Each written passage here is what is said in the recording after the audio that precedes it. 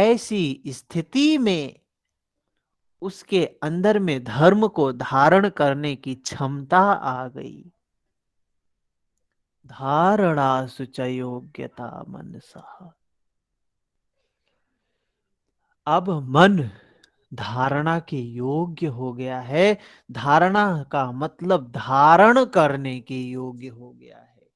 और प्रश्न उठता है किसको धारण करने के योग्य हो गया है? तो धर्म को धारण करने के योग्य हो गया है।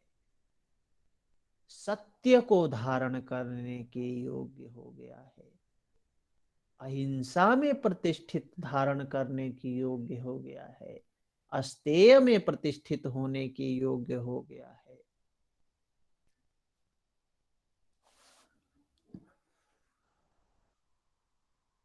अब जो मन का स्वभाव था, झूठ में भाग के जाता था, भूत में भाग के जाता था, भविष्य में भाग के जाता था, अब वो वर्तमान में स्थित होने के योग्य हो गया है, अर्थात धारण करने के योग्य हो गया है।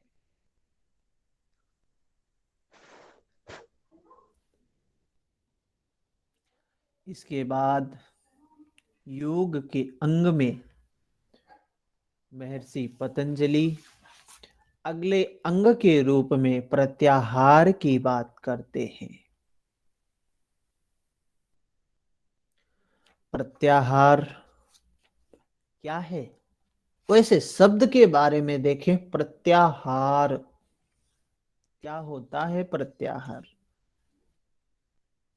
तो इस शब्द में अगर इस शब्द का विच्छेद करें तो क्या बनेगा? प्रति आहार, अर्थात आहार के विमुख करना। तो आहार की बात आती है। आहार क्या है? यह जो हमारे इंद्रियों के विषय हैं, यह आहार है। इंद्रियों के विषय जो हैं, यह इंद्रियों के आहार हैं। यहां क्या बता रहे हैं? प्रत्याहार का मतलब है ये जो इंद्रियों के विषय हैं, इनको विषयों से विमुख कर देना। क्यों विमुख कर देना? क्योंकि विषय तो बाहर हैं, इंद्रियां भीतर हैं, और हमको खोज तो भीतर करना है ना। समंदर में हम मोती खोजने के लिए उतरे हैं, तो हमको मतलब तो भीतर से है, बाहर से क्या मतलब है? हमको बाहर पृथ्वी से क्या मतलब है? बाहर हमको आकाश से क्या मतलब है? रूप से, रस से, गंध से क्या मतलब है? क्योंकि खोज तो मोती की है, और मोती समुंदर के अंदर में है।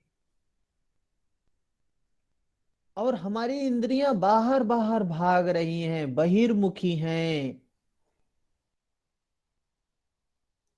तो महर्षि पतंजलि कहते हैं कि जब तक हम अंतर्मुखी नहीं होंगे, कबीरदास जी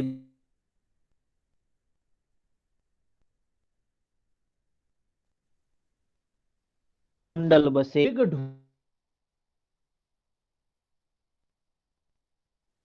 ढूंढे, कस्तूरी कुंडल बसे मृग ढूंढे वन माही। कहने का तात्पर्य है कि जो खुशबू आ रही है,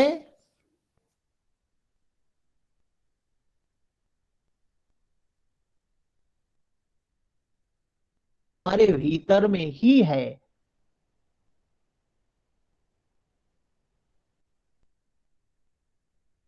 ये सर नहीं आवाज नहीं आ रही है। हम उसको आवाज नहीं आ रही बाहर है। खोज रहे हैं। सभी को नहीं आ रही है? जी सर, कट कट के जी आ कट रही है रही बीच है। में कट कर आवाज। लग रहा है अभी नेटवर्क ठीक है? प्रॉब्लम है कुछ। हाँ, अभी ठीक है? अभी ठीक है? सोहन जी, जी भैया अभी ठीक है, सर लेकिन बीच बीच में कट सर जाती स्लो है। और फास्ट हो रही है, जैसे एकदम स्लो हो जाती है बीच में। और वॉल्यूम भी बहुत लो है सर, थोड़ा सा वॉल्यूम भी एकदम सुनाई नहीं दे रहा है। मेरे तरफ से तो सर बीच में स्लो हो जाती है फिर तेज हो जाती है, ऐसा होता है। हाँ, यूट्यूब पे मैं सुन रहा था, मुझे भी लगता है ऐसे। अभी क्या स्थिति है सोहन जी? अभी बहुत बढ़िया आ रही है सर। शायद आपने ठीक माइक का है। भी पास करा है। हाँ हाँ, थोड़ा सा किया है। देख लो, अब हमने पहचान लिया है। हम्म। तो कबीर दास जी कहते हैं, कस्तूरी कुंडल बसे मृग ढूंढे माही। होता क्या है? कट के आ रही है सर। उस मृग को खुशबू आती है, हाँ? फिर आवाज कट के आ रही है। ऐसी सर अगर अब प्रॉब्लम सही है। सही नहीं नहीं नहीं सर, बिल्कुल सही आ रही है। जो भाई साहब बोल रहे हैं, शायद इनके एंड पे कोई दिक्कत होगी। अभी आपकी आवाज़ मेरे पास तो बिल्कुल हम्म, सही आ रही है। बाकी अगर और दो चार भाई भी बता सकें तो ज़्यादा बढ़िया रहेगा। देखिए, अगर सोहन जी को आवाज सही आ रही है तो मतलब कि मेरे तरफ से सही है सब कुछ। अब सही आपकी है सर सर। आप प्रॉब्लम। कराइए, बीच में बोल देंगे हम लोग अगर ऐसा हुआ तो। अभी आ रही है सर। सही है हाँ सर सर अब। अभी अभी सर, ठीक है। हमें भी आवाज सही आ रही है सर। हम्म। सर इस टाइम अच्छी है, लेकिन कभी कभी माइक इधर उधर होने की वजह से आवाज स्लो हो जाती है सर। ठीक है, अभी हम उसको सर शायद एडजस्ट आपको वो कीजिए। फॉल्ट फॉल्ट मिल गया है, आप वो एडजस्ट कर लोगे हम्म अभी, मेरे को लग रहा हम्म है। हम्म ठीक हम्म। ठीक ठीक। तो हम लोग चर्चा कर रहे हैं प्रत्याहार की। प्रत्याहार साधना में बहुत महत्वपूर्ण रोल अदा करता है। इसका तात्पर्य क्या है? हमारी जो इंद्रियां हैं, ये अपने विषयों के पीछे ही भागती हैं। इंद्रियों का स्वभाव है, आंख का स्वभाव है रूप, कान का स्वभाव है शब्द, नाक का स्वभाव है गंध, जिह्वा का स्वभाव है रस। तो ये हमारे जो इंद्रियां हैं वो अपने अपने विषय के प्रति, विषय के पीछे भागने वाली है। लेकिन विषयों के पीछे भागने से कुछ मिलता थोड़ी ना है। हम वैसे ही विषयों के पीछे भागते हैं जैसे एक हिरन कस्तूरी के पीछे, कस्तूरी के लिए पूरे वन में दौड़ती है। कस्तूरी कुंडल बसे मृग ढूंढे बन माही। हमको सुख चाहिए, हमको शांति चाहिए, हमको फ्रीडम चाहिए, हमको स्वतंत्रता चाहिए। हम मुक्त होना चाहते हैं, हम दुखों में नहीं रहना चाहते हैं। और हम सोचते हैं कि हम मुक्त हो जाएंगे, यह व्यक्ति प्राप्त हो जाए, यह स्थिति प्राप्त हो जाए, यह वस्तु प्राप्त हो जाए तो हम सुखी हो जाएंगे, हम मुक्त हो जाएंगे, हम दुखों से मुक्त हो जाएंगे, हम सुख को प्राप्त होंगे। ये हमारी गलत धारणा है। हमारी धारणा ये जो है कि हमारा जेआरएफ निकल जाए, हमारा नेट निकल जाए, हम रिसर्च कर लें, हम प्रोफेसर हो जाएं, हम सुखी हो जाएंगे, बिल्कुल संभव नहीं है। भ्रम है ये हमारा, हमारी अज्ञानता है ये जो हम ये सोचते हैं। सुख तो इससे नहीं मिलता है, सुख तो संतोष से मिलता है, तृष्णा के अभाव से मिलता है, अपेक्षा रहित स्थिति से मिलता है। तो हम विषयों के पीछे भागेंगे तो हमारा जो लक्ष्य है, उस मोती की खोज, उस अनंत की खोज, उस नित्य की खोज, उस नित्य का दर्शन नहीं हो पाएगा। तो इसके लिए हमारा जो ये गलत स्वभाव है, विषयों के पीछे भागने का स्वभाव है, इसको बदलना होगा। जिसके लिए स्वात्म महर्षि पतंजलि कहते हैं प्रत्याहार के बारे में बताते हैं। स्वविषया संप्रयोगे चित्त स्वरूपानुकार इव इंद्रियाणाम प्रत्याहारः। स्वाविषया, स्वाविषया का तात्पर्य क्या होता है? अपने विषयों के संबंध से रहित होना। स्वाविषया मतलब आंख का जो विषय है रूप, कान का विषय है शब्द, जिह्वा का विषय है रस, इसीलिए कहा स्वाविषया। अपने विषयों के संबंध से रहित हो जाने पर हमने बहिर्मुखी जो हमारा स्वभाव था हमने उसको बंद किया, क्योंकि हमको अंदर जाना है, अंदर की खोज शुरू करनी है, तो बाहर से कनेक्शन को काटना पड़ेगा। हम सोचे कि बाहर भी हम कनेक्ट रहें और अंदर की खोज भी हो जाए, संभव नहीं है। तो ही कहा स्वाविषया संप्रयोगे। चित्त स्वरूपानुकारा, जो चित्त के स्वरूप में तदाकार सा हो जाना।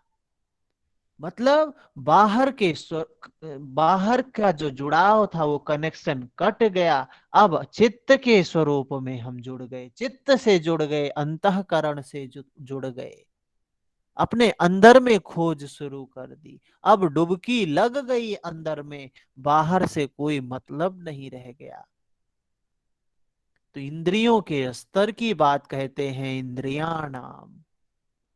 इंद्रियों का जो बाहर का जुड़ाव था वो खत्म हुआ, अंदर में चित्त के साथ में तदाकार हो गए,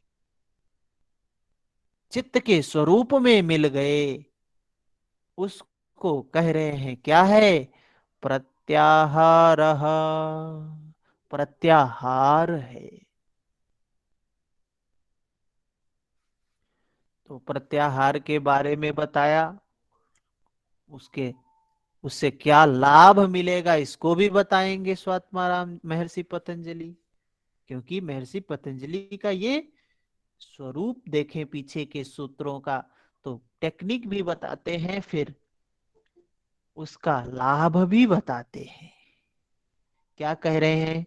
प्रत्याहार का फल क्या है? ततः अर्थात उस प्रत्याहार से क्या होगा? परमावश्यतेन्द्रियाणाम। परमा, परम वश्यता, वश में हो जाएगी, नियंत्रण में हो जाएगी। कौन नियंत्रण में हो जाएगी? इंद्रियां नियंत्रण में हो जाएंगी। परम वश्यता, अपने अधीन हो जाएंगी। इंद्रियां अपने अनुकूल हो जाएंगी। अभी हमारे अनुकूल नहीं है, अभी हमारे प्रतिकूल हैं। अभी किसके अनुकूल हैं? कोई बता सकता है? अभी हमारी इंद्रियां, हमारा मन किसके अनुकूल है? वृत्तियों के अनुसार। हाँ, अभी हमारा मन, हमारी इंद्रियां वृत्तियों के अनुकूल है। जब हम प्रत्याहार करेंगे तो क्या हो जाएगा? हमारे परमावश्यता हमारे वश में आ जाएंगी, हमारे नियंत्रण में आ जाएंगी। यह स्थिति बताने के बाद साधन पाद, यहां पर साधन पाद के अंतर्गत अष्टांग योग के, अष्टांग योग के, किसका माइक चालू है? ज्योति जी आपका चल रहा है? ओहो सॉरी भैया होम बंद।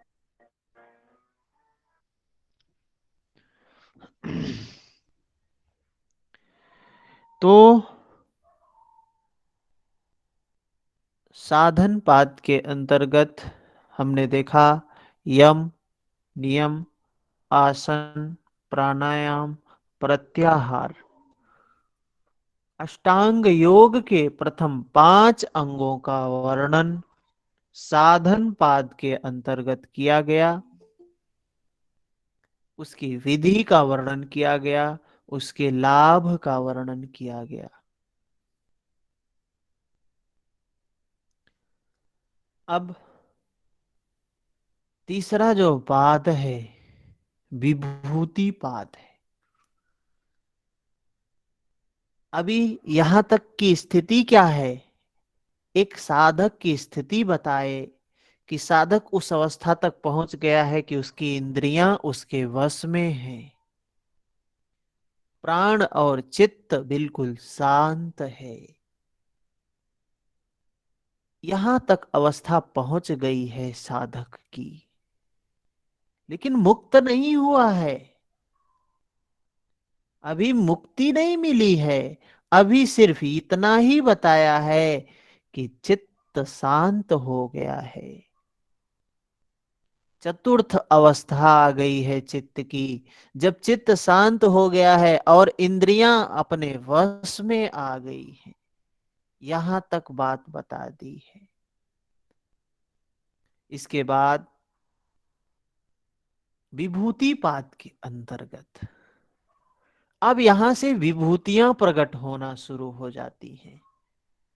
प्रश्न उठता है, ये विभूतियां क्या है? कौन सी चिड़िया का नाम है विभूति? क्या होता है विभूति में? तो विभूति का मतलब क्या है? कुछ सुविधाएं हैं जो योगी को प्राप्त होने लगती हैं। कुछ ऐसी सुविधाएं हैं जो योगी को प्राप्त होने लगती हैं। विभूति का मतलब उस सत्ता से, उस नित्य सत्ता से, उस परमात्मा से, उस धर्म से, उस प्रकृति से मिलने वाली ऐश्वर्य है या अलौकिक क्षमताएं हैं जो योग के अंगों के अभ्यास के समय उस योगी में आ जाया करती है। तो उन विभूतियों का वर्णन यहां पर कर रहे हैं। ठीक है।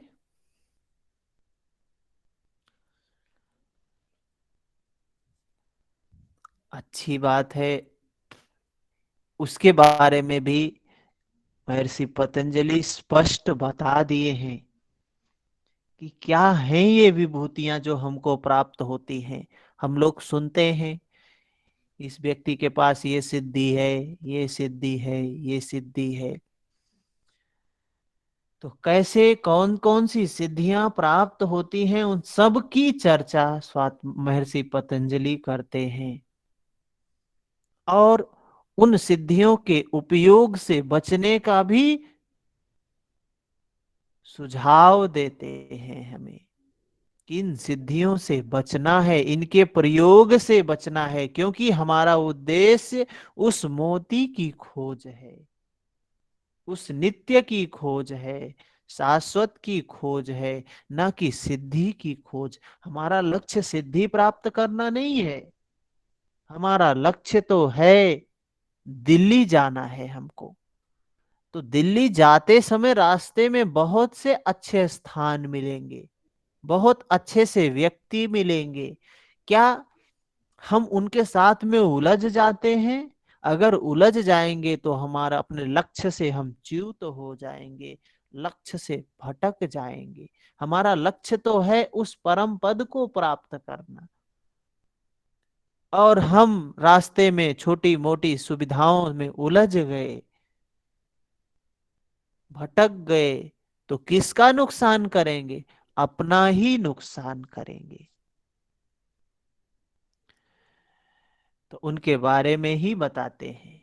तो यहां के बाद में क्या यहां पे विभूतियां नहीं बताई गई हैं?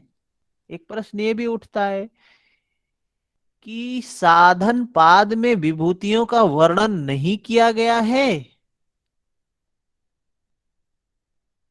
तो है, यहां भी विभूतियां बताई गई हैं। पता है कौन कौन सी विभूति है, कौन कौन सी सिद्धि है?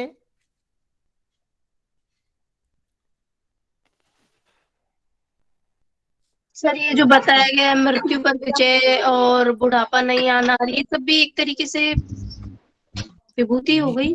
योग जी सूत्र सर, में अहिंसा प्रतिष्ठा वो है ना, वैर हम्म त्याग होगा, सत्य में ये वो है। है कि अहिंसा में जब प्रतिष्ठित होंगे तो ये विभूति प्राप्त होगी, सत्य में प्रतिष्ठित होंगे तो क्रिया फलाश्रयत्वम, अस्तेय में प्रतिष्ठित होंगे तो ब्रह्मचर्य में प्रतिष्ठित होंगे, अपरिग्रह में, शौच में, ये सब विभूतियों का ही सुख का प्राप्त होगा संतोष में स्थित होने पर। तप करने से सिद्धि होगी, शुद्धि होगी, स्वाध्याय से इष्ट देवता संप्रयोग, ये सब क्या है? ये विभूतियां ही हैं। आसन से क्या होगा? द्वंद्व की समाप्ति होगी, मतलब अपेक्षा रहित स्थिति प्राप्त हो जाएगी, विभूति ही है। ततः क्षीयते प्रकाशावरणम, ये सिद्धि ही तो है, प्रकाश और ज्ञान की स्थिति प्राप्त हो गई, वो चतुर्थ अवस्था प्राप्त हो गई, सिद्धि ही तो है। धारणा करने की योग्यता मन की आ गई है, एक विशेष सुविधा ही तो है, सिद्धि ही तो है। मन बस में हो गया, ये सिद्धि ही तो है। किसी का मन बस में हो जाना कितनी बड़ी सिद्धि है, प्रत्याहार की का फल है सिद्धि। लेकिन महर्षि पतंजलि धारणा ध्यान समाधि को विभूति के अंतर्गत बताते हैं। वे भी विभूतियां हैं, लेकिन उनको विभूति पाद में नहीं बताया है, लेकिन यहाँ पे इनको विशेष रूप से धारणा ध्यान समाधि को विभूति पाद के अंतर्गत वर्णित करते हैं। तो पहला सूत्र है धारणा का सूत्र।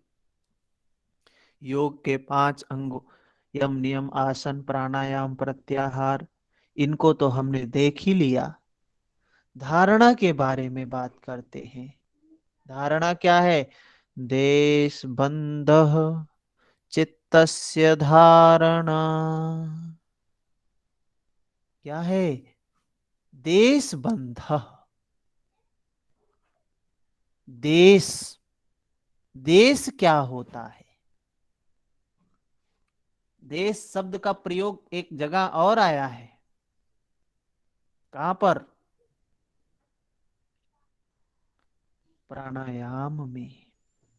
देश काल वाला जो है सर, देश काल हाँ, शरीर होता है, देश, देश का मतलब क्या है? यह शरीर। शरीर। ये शरीर जो है देश है, बंध। इस देश में क्या है? चित्तस्य, किसी ए इस देश में चित्त को बांधना, अर्थात चित्त इसी देश में स्थित हो, है क्या? धारणा है। आप सोचेंगे कि चित्त को देश में बांधने का मतलब क्या है? देश में ही तो रहता है चित्त। एक कहानी सुनाते हैं, कहानी से बात ज्यादा स्पष्ट हो जाती है।